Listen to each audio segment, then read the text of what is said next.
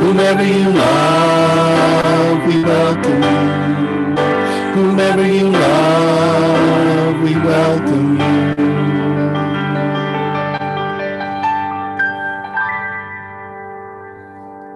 Good morning.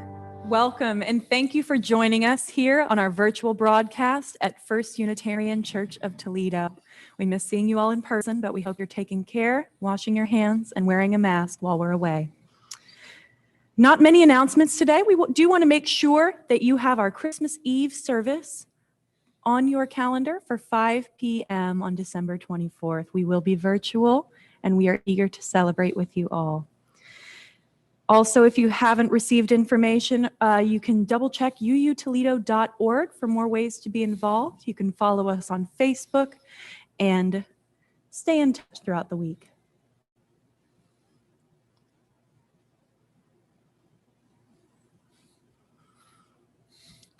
Now let's have our opening words, beginning with Roya. Good morning.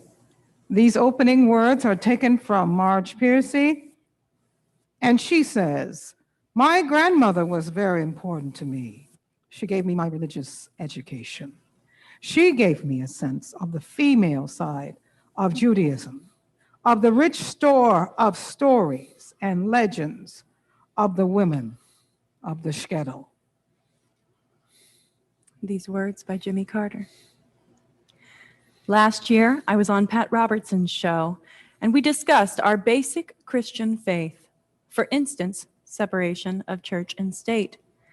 It's contrary to my beliefs to try to exalt Christianity as having some sort of preferential status in the United States. That violates the Constitution. I'm not in favor of mandatory prayer in school or of using public funds to finance religious education. For our chalice lighting, we have these words by Amanda Schuber. In honor of the risk takers, those that hold the vision with clarity and charge forward with optimism, even in the face of others' doubts. You are our lamplighters and our guides. May we never forget the courage it takes to lead the way forward. In honor of the cautious skeptics, those that gather the information needed to navigate the tumultuous waters of change, you are the map makers and the preparers of the stores. May we appreciate your attention to the details that keep us on course. In honor of the doubters, those that may fear the changing tides of a turbulent world, you are our anchors and remind us of where we have been and where we are as a community now. May we relish your commitment to our history and your passion for who we have become. In honor of the dreamers, those that imagine what we can be to and in this world, you are the wind that blows the sails of change, pushing us ever forward. May we revel always in your whimsy and hope that dares us to never stop becoming. May the work we do together strengthen our community and our world. May we heed the call to always hold the vision of the free church ever in our sight and to work toward justice. Together, we wield a powerful spirit that is strengthened by the gifts of all. And now, please say from where you are, our covenant in this congregation. Love is the doctrine of this church. The quest for truth is its sacrament, and service is its prayer. This is our great covenant, to dwell together in peace, to seek the truth in love, and to help one another. For our congregational singing today, it is a religious education hymn, number 301, Touch the Earth, Reach the Sky.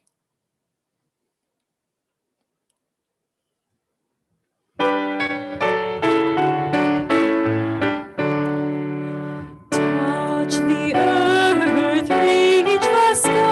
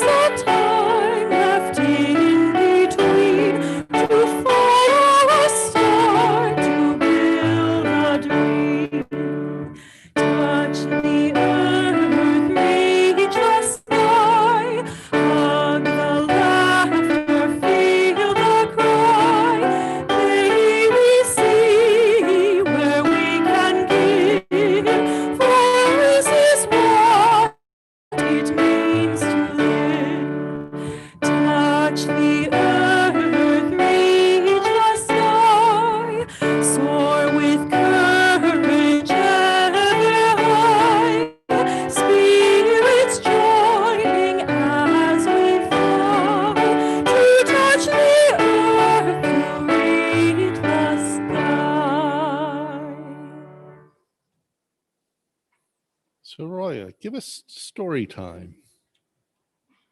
Thank you. Good morning to each and every one of you. Our story today is taken from magazine article written by Jane Rennie Repska, and it's called Let Every Heart.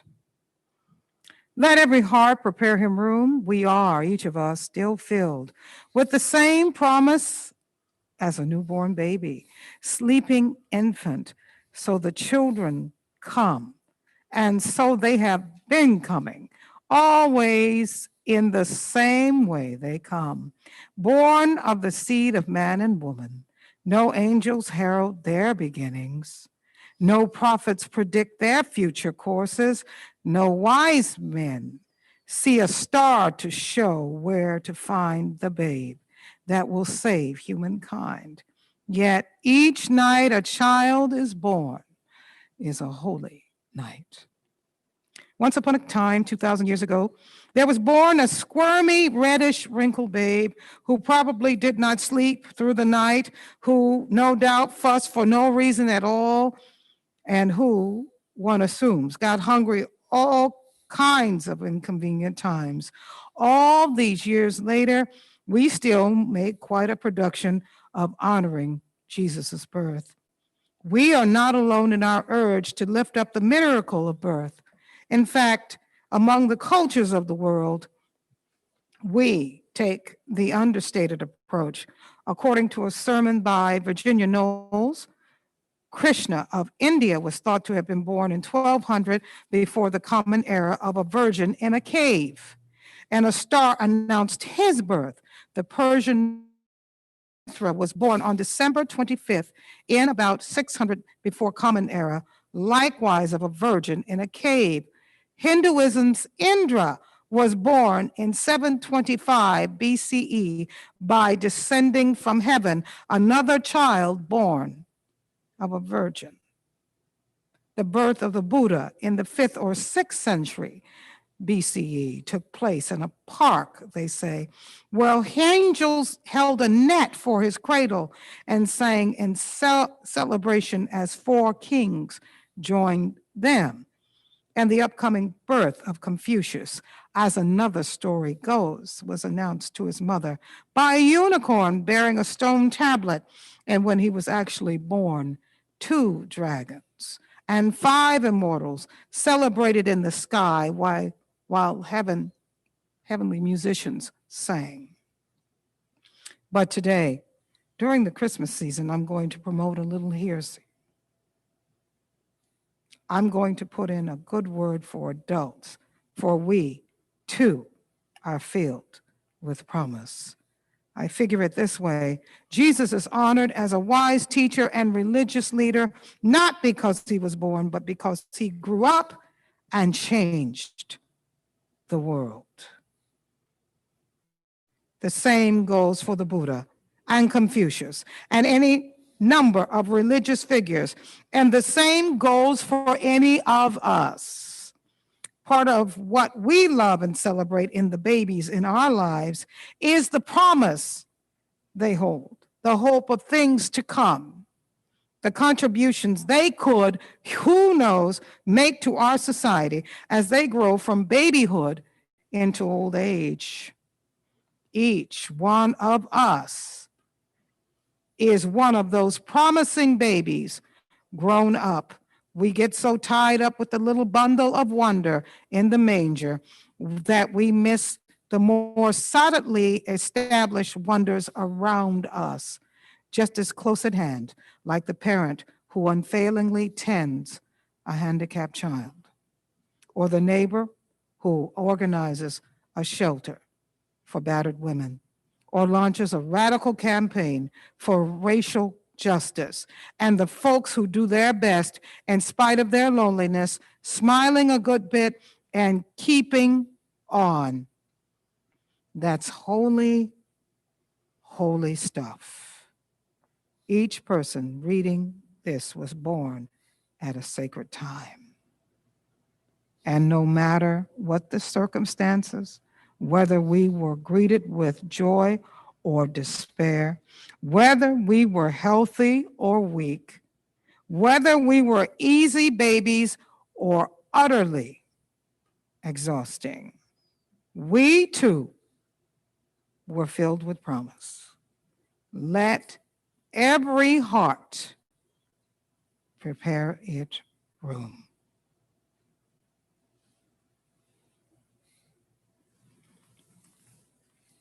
Now for our anthem today in our RE service.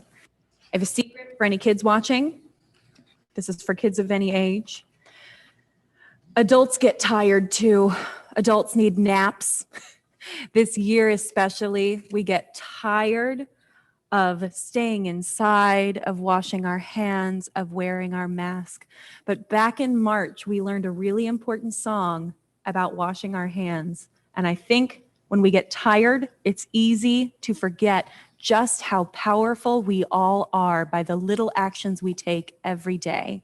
So our anthem today is a reminder of our wash, wash, wherever you are song. And my friend Paul reminded me that when we wash our hands, we have to wet our hands, rub the palms together, get between the fingers on both sides, back and forth. 20 seconds is just the minimum. So this song is a great thing to sing along to as you are washing your hands. You can sing it twice as we will. Shall we?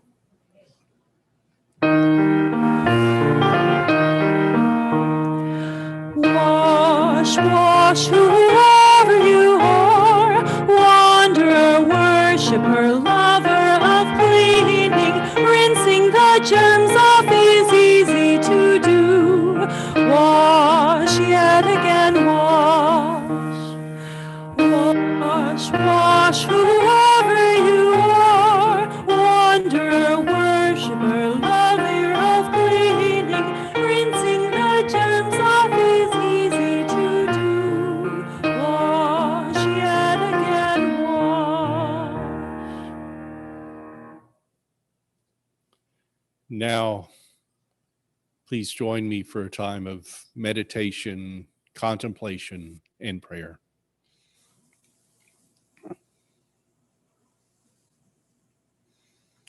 Today we think of life and death. We have experienced death of grandparents, parents, siblings, children, grandchildren, of close friends, and of role models and those we've never met but admire. And we experience disease in this world, and not just COVID-19, but especially in this pandemic, the coronavirus that has seemed to be on control.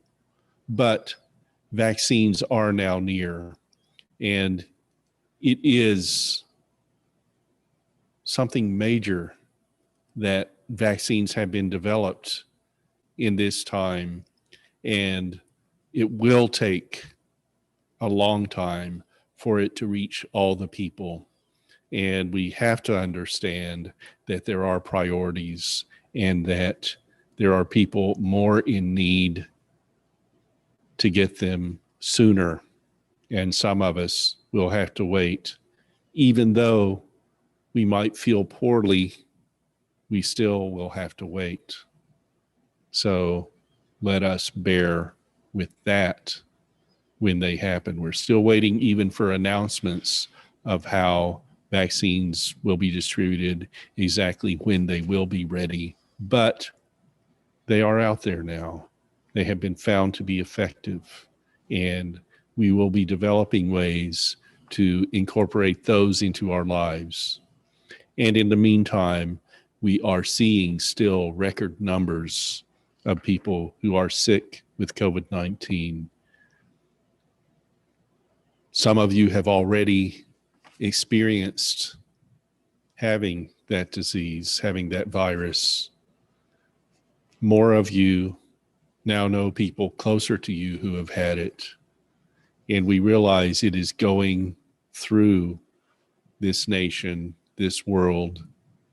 kind of at a breakneck pace, you might say, right now. And we bear as we can. We try to dedicate even more to the precautions to keep ourselves healthy and safe. Please wear your masks from now until the new presidential administration starts, and honor the call of President-elect Biden to wear a mask at least for the first 100 days of the new administration. That can help greatly to have the disease more manageable. We also experience depression and other ways that we feel sad or down. And we have life. May we appreciate and love. And again, for health, please, let's all do our part to help all the people in the world be healthy.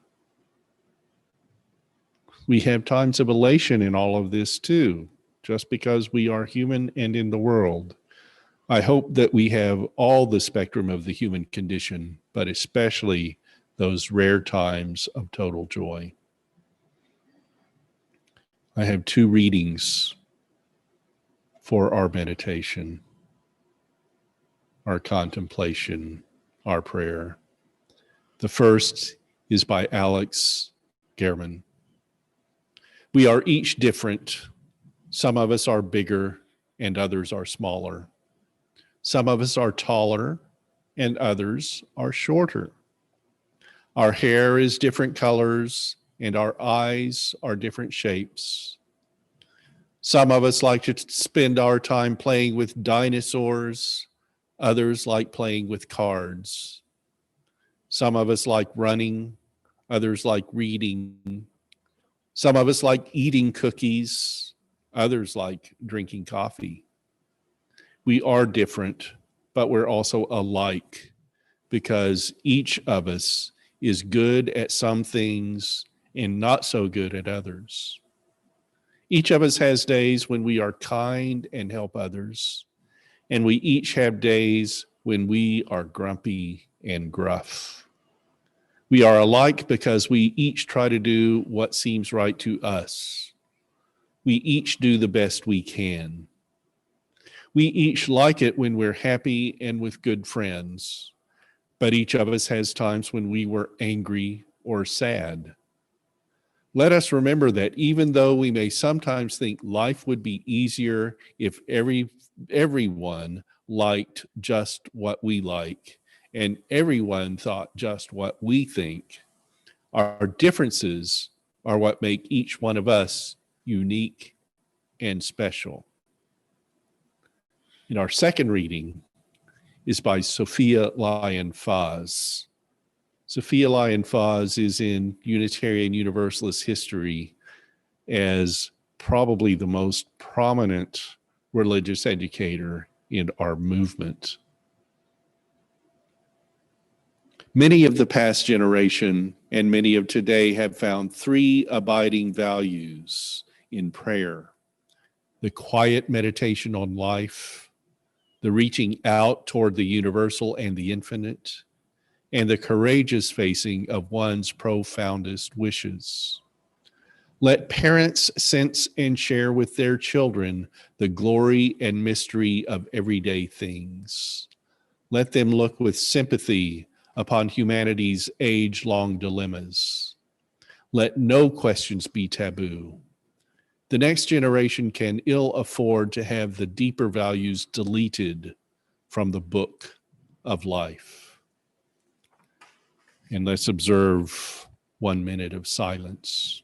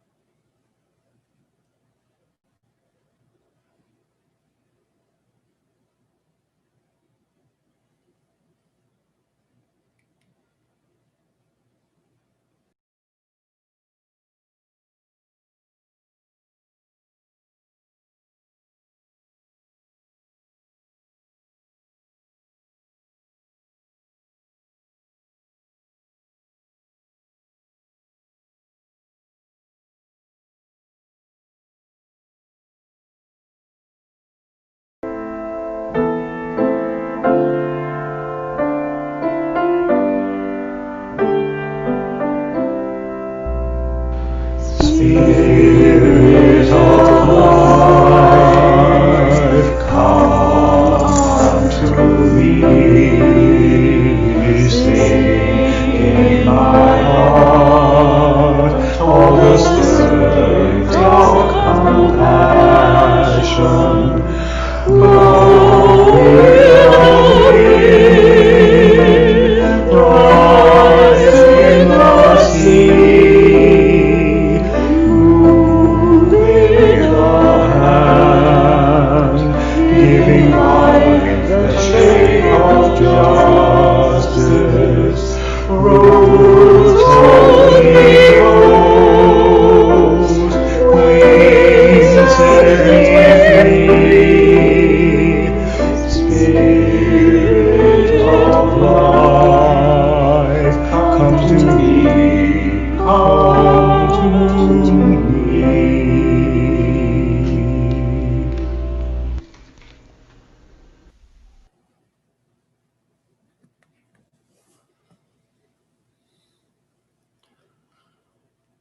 Now, our reading is also by Sophia Lyon-Faz. This is called It Matters What We Believe, and Soroya and I will read it responsively. Some beliefs are like walled gardens. They encourage exclusiveness and the feeling of being especially privileged. Our beliefs are expansive and lead the way into wider and deeper sympathies.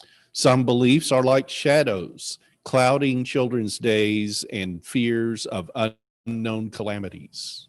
Other beliefs are like sunshine, blessing children with the warmth of happiness. Some beliefs are divisive, separating saved from unsaved, friends from enemies. Other beliefs are bonds in a world community where sincere differences beautify the pattern. Some beliefs are like blinders, shutting off the power to choose one's own direction. Other beliefs are like gateways, opening wide vistas for exploration. Some beliefs weaken a person's selfhood.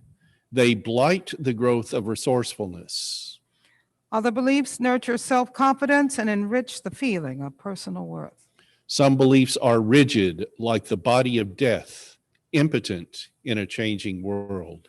Other beliefs are pliable, like the young sapling, ever growing with the upward thrust of life. Well, now it is sermon time, but instead of a sermon, we're going to try to have a socially distanced religious education conversation with Soroya, R.E. Roya, our new interim religious educator, telling us a little bit about religious education. This is a year in which we couldn't have the kids leading the service. We couldn't have some type of a holiday pageant, but instead we'll talk a little bit about religious education. So I don't know if the kids will be extremely interested in this, but at least they get to see Roya and listen to her and me speak for a little bit. Now, the first question I have, since we are doing this in a Sunday service, R.E. Roya, would you talk about religious education as ministry, knowing that it's not just childcare and church school, but there's more to RE? Tell us about RE as ministry. Well, religious education is a part of the ministry of the church that is, to my understanding, mandatory. It's mandatory to have religious education simply because what religious education seeks to do is produce people with a set of beliefs and understandings about who they are and what they believe. That takes place in a situation where, and in the context of what we attempt to do in any religious setting. Any religious setting seeks to do one thing: provide a foundation and an opportunity for growth into people understanding who they are, who they belong to, and what they believe. Trust me, there are people just as vigilant as we are in trying to provide religious education. And that takes its form in discerning and making observation with what we understand to be sacred texts, varying from other people, from the Catholics to the Protestants to the UUA movement. We all have a different aspiration, but we have one thing in common. And I'm going to quote the Methodists in this: to provide religious education is to provide assurance that the church will be left for posterity. This is why religious education is important. It's important. It's also a little bit different from Sunday school. Tell us a little bit more about the distinction between that. Some of us grew up in more Christian environments where the kids would actually go to what they called Sunday school, and then maybe in the summer vacation Bible school. We're a little bit different. How does Unitarian Universalist RE differ from Sunday school? Well, Sunday schools are the variant of the Golden Rule schools, which teach personal and social ethics that are grounded in sacred scriptures and texts. Sunday school, generally in most places on Sunday mornings, you're looking right at the Judeo-Christian teachings. You're looking at the Bible. You're looking at very little variance of that. And that is designed to ingrain in them a certain amount of the belief structure of those denominations. UUA is a little different. Our religious education program draws from the sources for which we believe. And we have great opportunities to draw from literature, art, music, socio-historical context. We have an opportunity to take a newspaper article and make it religious education. We have that kind of broad span understanding of religious education, which broadens in the minds of our young people. And we might miss them, but also part of religious education being different from Sunday school is like when the teens make cinnamon rolls. It's not just that they're providing labor, doing a little fundraiser, but they're spending time together. They're learning a little bit about cooking. So they probably already know more than I do about cooking, but that's a poor confession on my part. But they do get together and they do have company, comradeship, and guidance as well. So Roya, where do you look for Unitarian Universalist religious education materials? Well, I lean on a couple of things. One is that the UUA has been a tremendous resource for me. I have been amazed at the level of resources that are available on that website, and some very intentional and formidable people are doing a great job on that website, providing everything from opening words to closing words and a plethora of religious education material. Because I can be honest to say, I am not a religious educator, but I have the heart to do the work. And anyone that has the heart to do the work will do the same thing that I'm doing. Lean upon those who have the experience and the understanding and the viewpoint of religious education to provide a quality religious education to our churches. You have the heart to do the work, but you also do have some experience that's relevant. We knew that when we approached you to come on and help us get through a time when we're having challenges in religious education. So we did want some good, solid grounding, which you do bring. Where does religious education fit with the Unitarian Universalist principles? Well, third and fourth principles certainly indicate the need for it and a necessity for it and the blessing of it. The third principle which is talking about the opportunity to be encouraged for spiritual growth and development in our congregations. And fourth, of course, the search for meaningful truth. Religious education gives us an impetus, an opportunity to aspire young people and adults to do that. Many people who come into the UUA are people who have come from other traditions, and they are searching for meaning. When they've left the things that they have been familiar with and acquainted with to come to the UUA church, they come seeking answers. Because of our third and fourth principle, we have opportunity to do that, and we can do that well. It's a great product. And the other thing is, while they come from other traditions to come here, in Unitarian Universalism, we don't tell them to cast off those old traditions and take only our way. We are a pluralistic faith in which we really do take what is good from the other traditions, and we bring those into our midst in community that way. For this congregation itself, we have distributed our first religious education packet. We have a couple more lessons that are in the works right now that will be distributed very soon.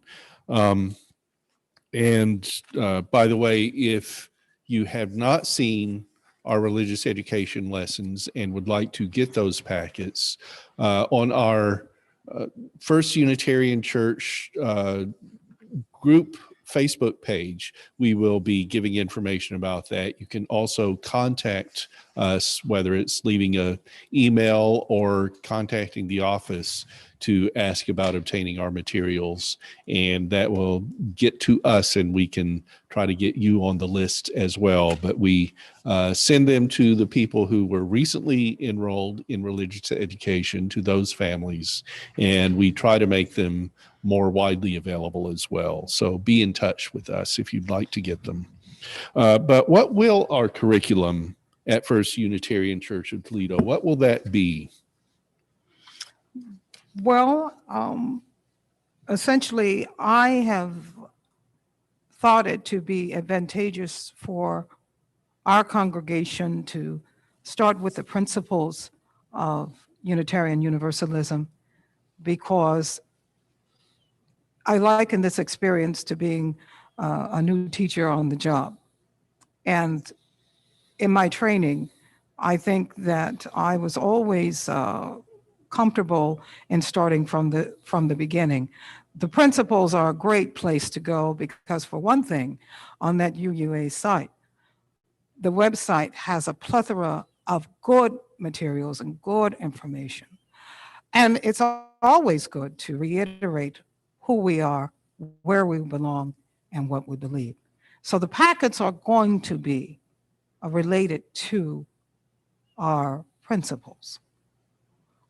The other context of the sexuality classes that are normally taught are going to be done in person, and I'm going to relegate that responsibility to a religious educator who would succeed me in this position.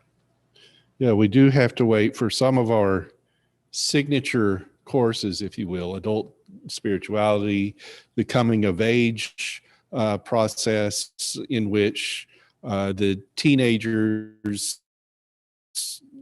have class and develop their own credo and learn about personal religion as well as religion in general. Those will have to wait until we have a permanent religious educator, just because of time and effort, and especially because of pandemic having turned so much upside down, it seems. How does our religious education work in the pandemic? I mentioned the packets, that's the main thing.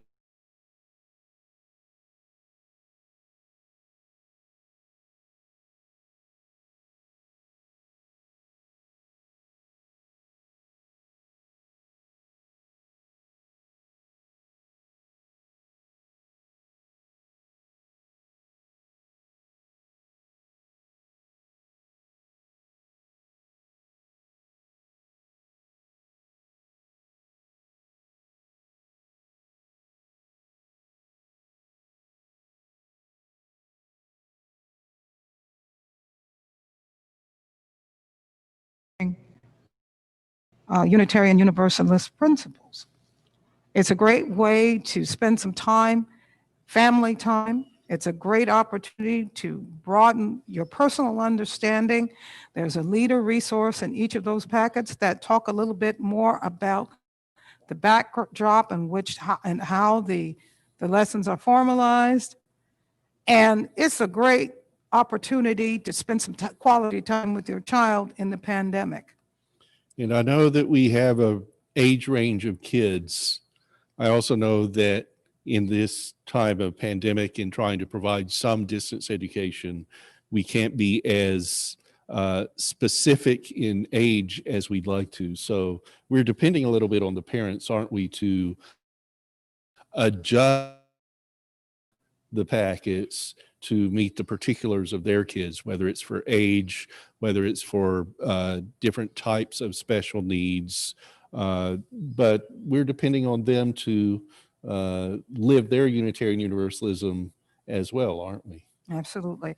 And also, too, with the packets, what you'll find is that there's not much more you have to have at home besides paper, crayons, and markers, and some of the things you normally have around the house. One of the things that I'm vigilant about is providing a packet that would be feasible for you to do at home. There's also in every packet optional activities that will allow you to use at your discretion as to the ability of the child and the age of the child. Optional activities and lessons are designed for the older children, 6th through 8th grade. So we're trying to meet everything in a small, compact way that's going to bring about very good results during this time. And we don't want to push them to learn at a higher level, to do anything like that. It's really more adjust to fit your child. We know that we have children with special needs and make the adjustments that need to be done for that. We haven't been able to tailor the packets in any way, but they are general enough that parents, you know your kids, you know some of the best ways to teach them. And I hope that they'll be interested in religious education and not see this as just another part of school or class. And we're not going to tell them not to run in the halls in your own house, but you still can do that. Okay. Let's talk about our transition and search for a permanent religious educator. Part of your coming on as interim religious educator, I always like to call this the John the Baptist role, that you're preparing the ground for the person who is to come next. Tell us about what you're trying to do in terms of preparing this congregation for the knowledge that we need to get a good religious educator and really to reinvigorate our RE program. Well, I think that I have to talk about my personal motivation for what I believe to be the reason that I decided that I wanted to be a religious educator here at First Unitarian. One is the fact that there was a part of me that kind of sifted back to my life as a pastoral minister and how much of that was spent as a teacher. And I'm thoroughly in religious education because of what religious education does in a congregation. It reinforces and restates what we believe as a people. And not only, it gives us opportunity to be assured that our belief structure and our understanding of who we are perpetuates. That's important. Not only that,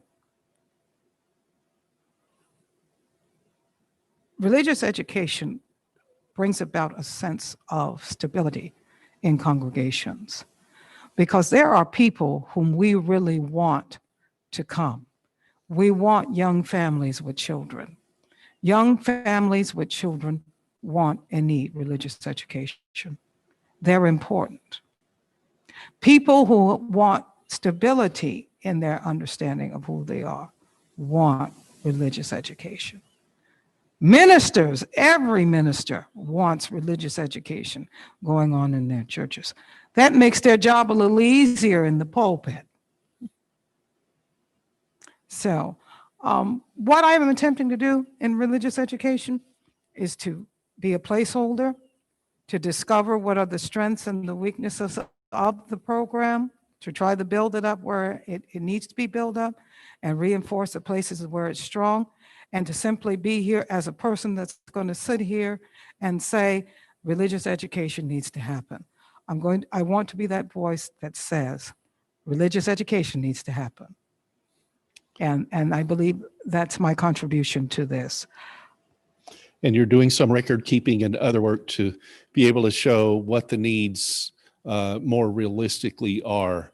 Right now, we have slotted, I think, 5 hours a week for the religious educator. And we all know that is not enough to have a good program.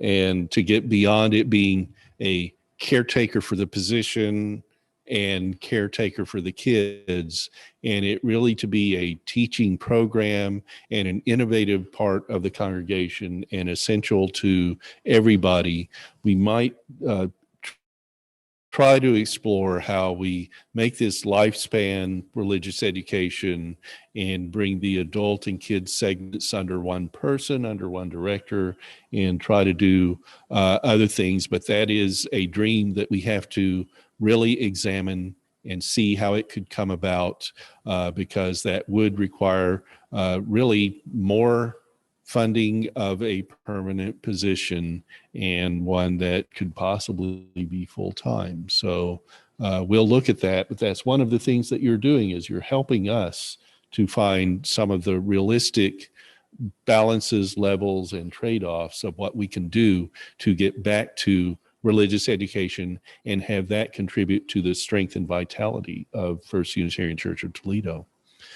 I want to ask one final question, and this gets to your personal experience. What do you remember about your own time as a student in religious education when you were growing up?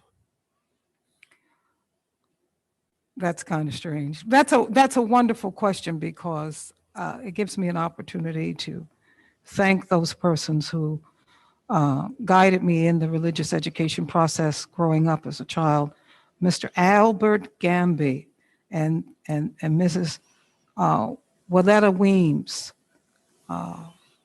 were my primary religious education Sunday school teachers, who were pillars of the church and were stalwart in their thinking about what Sunday school was. Mr. Gamby, when he passed at 97 years of age, he was still teaching Sunday school. One of the things that happened in that process, I was in his class from kindergarten up until the 5th grade, and there was one formidable day in the life of, in my life, where Mr. Gamby said to me, I'm going to let you help teach the younger children. Here I was at 10 years of age, taking home things on Sunday afternoon and preparing for Sunday school the following Sunday. That evolved for me. I taught Sunday school all the way up until I went to seminary. And from that point on, as an associate pastor at a Baptist church while I was in seminary, it's a long story, I taught Sunday school and provided Wednesday night religious education. After that point, I was a United Methodist minister. Wednesday, nights I taught Wednesday night religious education and Sunday school. Fast forward, a religious educator invited me to this church, the person of Laura Lago, having taught me how to knit in the CAPEC room one Saturday. A religious educator said, well, what are you doing after this day? You know, what are you going to do? Why don't you come and hang out with me on Sunday here at First Unitarian? At that time, it was First Unitarian Universalist Church, religious educator. I rose to the office of the bishop, catechizing bishops who were couldn't pass catechism. I have religious education. And now as an Episcopal officer in the Pentecostal Churches of Christ, it was all religious education. It was something that I was supposed to be doing that had flowed through my religious life and my ministerial life. Grateful. And I also want to say that I'm grateful to all of those persons who have held positions of religious education here at First Unitarian. I could not be in this place having not acknowledged them as paid professionals and have done a worthy job. To each and every one of you, thank you.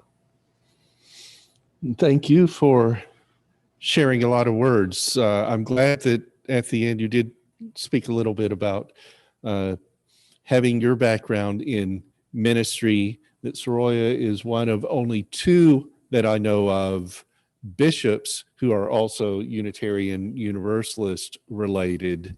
You're not a bishop in Unitarian Universalism, but that gets back to our religious pluralism. You do have a different life, an outside life, if I may say that you bring in with your personality, that you are a religious leader and you are helping in Pentecostal circles to have those clergy be more trained and more competent in what they do. And you do have a background as a mainstream minister with United Methodism and that pastorate as well. So we're glad that with all of that, you also found that Unitarian Universal is essential to your life and that you're giving to the UU movement by being the interim religious educator. Soroya, blessings, and I'm so pleased to be working with you. Thank you. Thank you for this opportunity. Thank you. So be it. And so it is. We are all so grateful to have you here, and we are all so grateful to have the opportunity to continue to build this program, to build our community, and to lift one another up in our growth here as Toledo Unitarians. You'll note in the links that there is offertory options for visiting us at uutoledo.org/connection/donate. Or if you prefer to mail in your offering, we are at 3205 Glendale Avenue. If you'd like any more information about getting involved, please do visit us on our website or give us a call here at church. We do see a comment from Sandra. If you have not submitted your pledge form, we're grateful for everyone who has sent those in. If you haven't, or maybe if you know someone that has a couple things on their to-do list that might down the line, go ahead and give them a call, give them a nudge. That will help our board to make sure we have all of the appropriate resources allocated in the right directions as we build up our beautiful RE program with Roya. With that. So coming soon for next week's 10 a.m. Spiritual Adventures Forum, and that is the adult religious education aspect of our congregation. It's going to be an art share. Since it's done on Zoom, we hope that you will share some of your art on Zoom as well. So it's either hold it up to the camera or perhaps take some pictures so you'll have it on screen and you can click to be able to show everyone what you have by Zoom. So it might take a little bit of prep, especially if it's an outdoor sculpture or something like that. but please, we do want you to share your art and show one another what you've been doing over these past 9 months or so, what you're producing now. And next week's 11 a.m. service, we're going to have Mickey Emsch and Bonnie Rowe and guests from our congregation and perhaps also from outside the congregation. Yeah, we may aren't have a few friends joining the choir this next week. So we look forward to seeing you all online. Have a cup of coffee. If you haven't decorated for the season yet, this is a great time to listen in, celebrate the season, and hear some familiar voices from our membership. If you would like to begin those friendly conversations this week, we'll have our social hour immediately after today's service on Zoom. That password and meeting code is in our FYI. It's 816-909-4223. We do have those available in the comments. Password 43614. We look forward to seeing you all. And if you're a guest, please join us. We'd love to say hi. In closing, I have these words by Albert Einstein. Let me get there. Albert Einstein said, "Science without religion is lame. Religion without science is blind." And as we extinguish the flame today, Maddie's going to send us here with these words.